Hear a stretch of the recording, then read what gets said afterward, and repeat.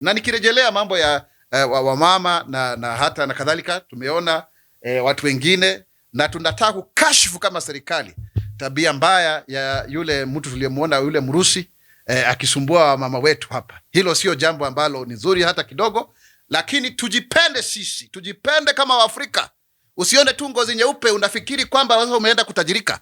Hiyo ni aibu kubwa sana. Nasema hivi kama msemaji wa serikali na Muthongo wa Ruiru. Tuache haya maneno ya kuwa kwamba tukiona tu ngozi nyeupe hivi tunakimbia huku. Tujienzi kama Waafrika.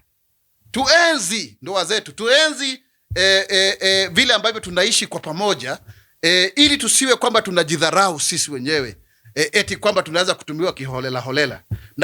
Nafikiri ni jambo ambalo pia tuseme kwamba maadili yetu nafikiri yamerudi chini kidogo. Tujiangazie sisi wenyewe, maadili yetu yamerudi chini kidogo, na tuweze kuwa watu ambao wana tabia nzuri. Ukiangalia katika mitandao ya kijamii, ni kweli kusema kwamba afya ya maadili yetu imezorota sana. Yaani tunakuwa kwamba hatuna heshima kwa sisi wenyewe. Na ndipo sasa unaona kila wakati kuna mambo kama hayo yanajihusisha, na tunawafundisha nini watoto wetu?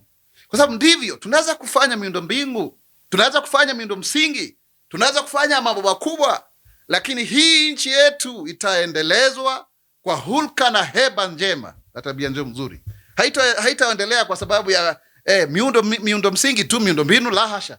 Kwa sababu ile hardware ni sawa, ndio hii, lakini software iko namna gani? Hilo ni jambo ambalo limefedhehesha na kudhalilisha Waafrika. Hati mtu tu yoyote tu kutoka kule, hata tujue ni namna gani, hawa mgonjwa asiwe mgonjwa, alafu sisi wenyewe tunajionyesha vile. Na tuangazie maswala kama, tuangalie hususan maswala kama hayo, na tusonge mbele.